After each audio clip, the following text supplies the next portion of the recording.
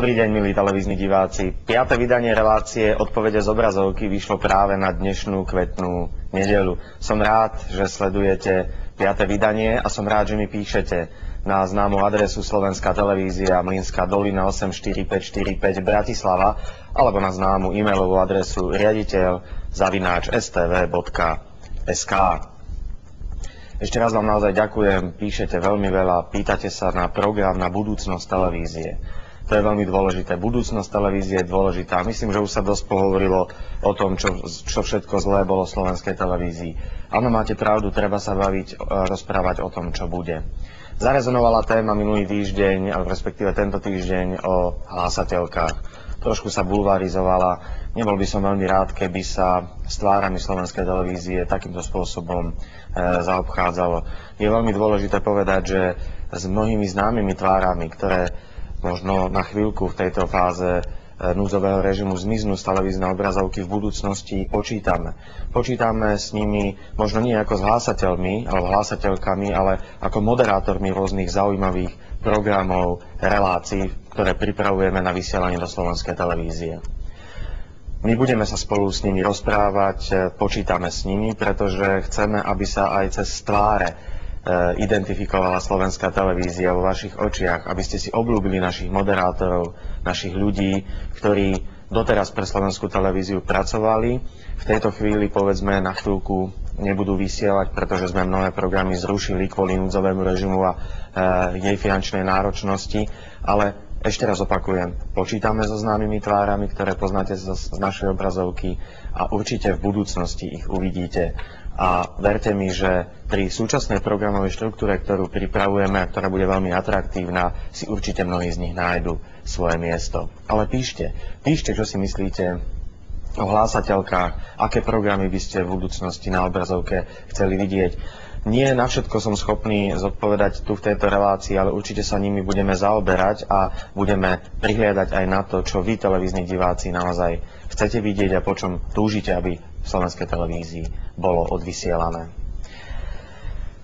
Veľmi krátko sa vrátim aj k situácii v súvislosti s hromadným prepúšťaním, respektíve s mojimi požiadavkami smerom k odborom na začatie rokovaní. Momentálne prebieha situácia je taká, že písomne si korešpondujeme s odborármi. Odborári od nás vyžadujú ďalšie a ďalšie materiály z objektívnych príčin, aj z tých, že nemáme všetko, napríklad menný zoznam zamestnancov ešte nemáme hotový, pretože ten bude hotový až po rokovaní s odbormi. Odbory ale stále tento menný zoznam vyžadujú, takže ale ja verím, že čoskoro táto korešpondencia medzi nami prestane a odbory sa rozhodnú rokovať. Ja som odborom dal 3 termíny, z mojej strany platia, my sme pripravení na rokovania. Tu by som nerád v tejto chvíli hral o čas. Ide o veľmi vážne veci. Bolo by dobré, aby nervozita slovenskej televízie sa nestupňovala, pretože si myslím, že ľudia by mali veľmi skoro vedieť, ako sa situácia vyvíja a myslím si, že už by boli veľmi radi, keby aj rokovania s odbormi boli ukončené tak, aby každý vedel presne, na čom je a ako ďalej. Preto si myslím, že netreba zase na druhej strane situáciu dramatizovať a verím, že odbory si sadnú s nami za rokovací stôl. Prejdem k vašim programovým otázkam, je ich naozaj veľmi veľa. Bráňo zo Žilín sa pýta, pripravujete raňajkové vysielanie? Milí Bráňo, aj ostatní televízni diváci, ktorí sa pýtate na budúci program slovenskej televízie, v týchto dňoch začala príprava programu na STV1 a STV2. Veľmi veľa o tom diskutujeme, chceme, aby tá programová štruktúra bola čo najpestrejšia. Rozprávame aj o raňajkovom vysielaní. Či bude, alebo v akej forme, to sa dozviete neskôr. Divák Boris píše, chcem vám vyjadriť plnú podporu v súvislosti s opatreniami, ktoré podnikáte na ozdravenie slovenskej televízie. Ďakujem pekne. Zaujíma ma, či budete vysielať aj obľúbené české seriály, ako napríklad Život na zámku, Nemocnica na okraji mesta, Sanitka a podobne. Veľa divákov sa nás pýta na tieto obľúbené české alebo československé seriály. Život na zámku sme v slovenskej televízii vysielali a máme naďalej veľký záujem vysielať aj iné seriály. Máme veľmi dobré vzťahy s českou televíziou napriek tomu, že aj českej televízii dlhujeme peniaze. ale rokujeme s nimi a verím, že práve tento moment nebude prekážkou na nákup kvalitných seriálov z Českej televízie. Veľa divákov píše, že chce vidieť dokumentárne filmy. Teší ma, že si tento žáner našiel u vás veľkú odozvu a Slovenská televízia je televízia, ktorá bude dávať veľký priestor dokumentárnym filmom aj seriálom. Od štvrtka 17. apríla do soboty 19. apríla odvysielame na Slovenskej televízii 1 o 13. hodine v premiére trojdielny dokumentárny seriál Tajomstvá Jeruzalema. Pozrite si so mnou ukážku. Židov, ako aj celý civilizovaný svet, už viac ako 2000 rokov znepokojuje jedna a tá istá záhada. Jestvujú ešte bájne poklady židovského tretieho chrámu Ágánov, tak kde vlastne sú? V tomto filme budeme hľadať odpovede aj na iné kľúčové otázky. Odkiaľ pochádzajú? Prečo sa ich neznámy osud stal legendou? A napokon, kto sú vlastne tí, ktorí po stratených posvetných pokladoch pátrali a dodnes pátrajú? Je to taká predzvesť Veľkej noci. Áno, blíži sa Veľká noc, významný sviatok a myslím, že mnohí z nás sa na ňo už aj pripravujú. Pripravujeme sa aj my v Slovenskej televízii. Nezabudli sme na veľkonočné prázdniny ani pre deti a sme od štvrtka až do útorka každý deň pripravení vysielať zaujímavé rozprávky. Každý deň o 9. hodine sme pripravili rozprávky, napríklad vo štvrtok uvidíte Pán a hvezdár, v piatok Galoše šťastia, v sobotu Max a strašidlá, v nedeľu Čert, drž sa svojho kopyta, na veľkonočný pondelok Mikola a Mikolko a v útorok o 9. rozprávku 7 jednou ranou. Takže deti, máte sa na čo tešiť. Nezabudli sme ani samozrejme na vašich rodičov a na dospelých. Na veľkonočnú sobotu predpoludním odvysielame životopisný film o charizmatickej postave svetových dejín matke Tereze v úlohe so Geraldine Chaplinovou. A treba povedať, že budeme vysielať na veľkonočnú nedeľu veľkofilm Dom duchov, v ktorom hrajú hviezdy ako Meryl Streepová, Jeremy Irons, Antonio Banderas a ďalší. Vo štvrtok 17. apríla na STV1 o 20. hodine uvedieme v premiére film Dar z lásky, príbeh Daniela Huffmana. Film je nakrútený podľa skutočnej udalosti a je príbehom chlapca, ktorý obetoval svoju kariéru športovú aj školskú len preto, aby venoval alebo daroval obličku svojej starej mame. Veľmi silný príbeh, hodný Veľkej noci, hodný toho, aby ste si ho určite pozreli a aby ste si ho pozreli, pozrite si ho putavku. Mal srdce bojovníka. Má rád, keď praskajú kosti. Nemyslí si, že sa zľakne. Ak nevyhráte, letíte. Áno, páne. Pevná vôľa, talent, túžba a tvrdý tréning ho dostali na vrchol. Slávni tréneri tvrdia, sústrete sa vždy len na jeden zápas. A potom ich vyhráme všetky. Príbeh Huffmana. Máš silu a máš aj rýchlosť. Máš šancu. Starka umiera. Chceme jej darovať obličku. Vo štvrtok večer. Nezabudnite prosím štvrtok večer o 20. hodine, naozaj vynikajúci film. Zostaneme ešte pri Veľkej noci a tom, čo sme vám pripravili, pretože nezabudli sme ani na tých hudbychtivých. Máme tu veľmi veľa príjemných koncertov známych svetových spevákov a skupín. Vystúpi napríklad írska skupina Course vo štvrtok o 16. hodine na STV1. Tina Turner zo záznamu svojho koncertu k 60. narodeninám v sobotu na STV1 o 16. hodine 15. minúte. V nedeľu nezabudnite na koncert skupiny Eurythmics o 16. hodine a na STV1. A pre priaznivcov Freddieho Mercuryho a Johna Lennona máme pripravené dokumenty o týchto dvoch vynikajúcich a nezabudnutelných hudobných osobnostiach. Je to v sobotu o 21. hodine a v nedeľu o 21.05, oba na STV 2. Pozrite si so mnou ukážku na Freddieho Mercuryho. Šokujúci, pikantný, extravagantný. Autor najbláznivejších večierkov, jeden z najoriginálnejších umelcov 20. storočia a majiteľ hlasu, na ktorý sa nikdy nezabudne. Nenechajte si uísť originálny dokument o megahviezde showbiznisu.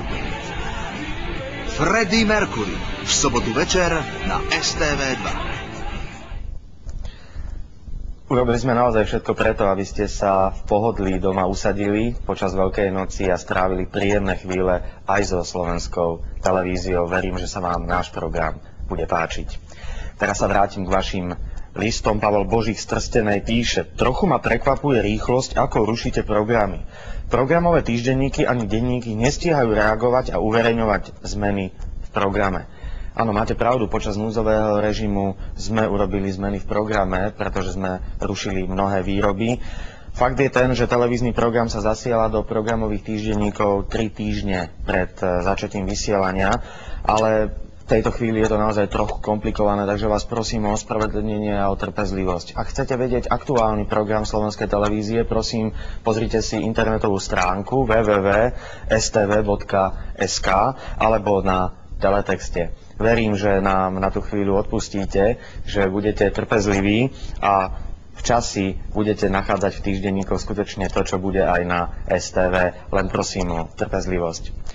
Lucia z Nového Mesta píše: páči sa mi seriál Sex v meste, je super. Dúfam, že budete pokračovať v jeho vysielaní. Sex v meste je naozaj obľúbený. Buďte bez obav, odvysielame ho celý až do septembra a potom nasadzujeme prvú sériu vynikajúceho nového amerického seriálu Utrpenie ženatého muža, ktorý je akousi mužskou obdobou seriálu Sex v meste. Martin z Košíc sa pýta, či odvysielame film Na krásnom modrom Dunaji. Tento film nie je v našom aktuálnom titulovom pláne, ale STV bola koproducentom pri jeho výrobe, takže určite sa na to pozrieme tak, aby sme vám ho odvysielali. Mnohí diváci nás žiadajú zaradiť do vysielania film Sám vojak v poli. Tento film bol nakrútený v roku 1964 a slovenská televízia ho má v archíve. Problém je ten, že jeho autorom je jeden Rus, ktorý v podstate vlastní aj práva. Takže nie je jednoduché len veci vytiahnuť z archívu a odvysielať ich, pretože musíme ich autorsky vysporiadať. Urobíme všetko preto, aby sme tak urobili, aby ste aj Sám vojak v poli, film vynikajúci čierno-biely s vynikajúcim Štefanom Kvietikom videli na obrazovkách slovenskej televízie. Martin Divák z Českej republiky sa pýta, prečo rušíte Maxihru. Túto reláciu sme zrušili práve preto, lebo boli veľké náklady na jej výrobu, ale v budúcnosti uvažujeme o podobnom type relácie, takže buďte trpezliví a verte mi, že podobnú reláciu budeme vysielať. Teraz trochu športu. Michal sa pýta, viem, že športové prenosy sú finančne náročné, ale budete aj naďalej vysielať šport v takej kvalite ako doteraz? Redukcia sa dotkla aj športových prenosov, treba uznať, ale určite odvysielame majstrovstvá sveta v hokeji, zaujímavé futbalové kvalifikačné stretnutia, takže tie najpopulárnejšie športy v STV zostávajú. Marek Novák z Martina sa pýta, ktorí komentátori pocestujú do Fínska na majstrovstvá sveta a čo všetko budeme odtiaľ vysielať. Tak na majstrovstvá sveta cestujú 2 komentátori, Miloš Kováč a Ivan Niňaj a redaktor Pavol Gašpár. Celkovo odvysielame z Fínska 31 zápasov, z toho 25 priamych prenosov a 6 záznamov. Okrem toho každý deň odvysielame majstrovstvá sveta v kocke ako súhrnné spravodajstvo dňa. Ďalej budeme mať štúdio majstrovstiev sveta, pripravená aj divácka audiotextová súťaž. Je toho naozaj veľmi veľa, záleží nám, aby ste si užili hokej a so slovenskou televíziou urobili sme všetko preto, aby ste boli spokojní. Pred týždňom som avizoval, že vo svojej relácii začnem predstavovať členov krízového manažmentu tak, aby ste vedeli, že tá práca, ktorá sa tu deje, nie je iba moja zásluha, je to zásluha ľudí okolo mňa. A pán Marcel Para, ktorého chvíľku spoznáte, je druhým mužom televízie, je to veľmi dôležitý človek krízového manažmentu, je to človek, ktorému veľmi dôverujem a som rád, že tu je a pozrite sa, aké sú jeho názory na slovenskú televíziu.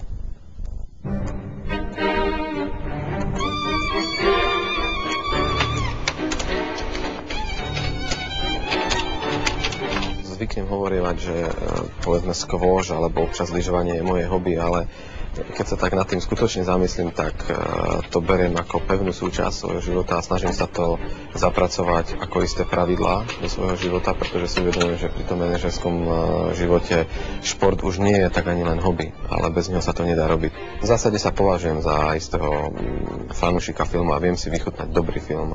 Takže mám povedzme televíziu rád v tom zmysle, že si pozrieme na televízii rád niečo dobré. Pokiaľ hovoríme o slovenskej televízii ako televízii verejnoprávnej, to môže priniesť isté špecifika, ale ja by som chcel práve zbaviť tento pojem nejakého toho mýtusu, že pretože niečo je verejnoprávne a pretože sa majú vyrábať verejnoprávne programy, takže snáď nemusia platiť niektoré základné manažerské pravidlá. Každý program, či je komerčný alebo verejnoprávny, sa musí vyrábať prísne podľa manažerských pravidiel, tak, aby bol maximálne efektívny. Keď sa toto podarí, tak tá televízia bude mať vlastne istý zdravý základ, na ktorom bude môcť pestovať aj tie svoje špecifika. Tá televízia musí prispievať k tomu, aby sa tie kultúrne hodnoty podporovali, budovali, vytvárali, ale nemôže sa tým prikrývať každé míňanie peňazí. Mojím koničkom skutočným je manažment. To znamená, ja dodnes študujem ten manažment, či už z domácich alebo zahraničných materiálov, prispievam občas do novín, občas prednášam na vysokej škole. Manažment je môj koniček. A poslednú dobu, ako sa zvykne hovoriť, často začína používať slovo krízový manažment, je to istý zvláštny druh manažmentu, ktorý má svoje čaro, aj keď je veľmi náročný.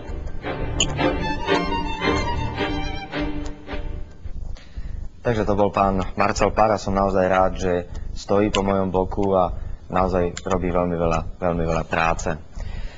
Milí televízni diváci, končí sa 5. vydanie relácie Odpovede z obrazovky. Som rád, že ste strávili tento čas spolu so mnou. Prosím, píšte aj ďalej na adresu Mlynska dolina 84545 Bratislava alebo na známu e-mailovú adresu riaditeľ@stv.sk. Prajem vám krásnu nedeľu. Pokojne a s pokorou sa pripravme na veľké sviatky tohto roku. Užite si tento týždeň a ja sa teším vo sviatočnej nálade opäť o týždeň. Dovidenia.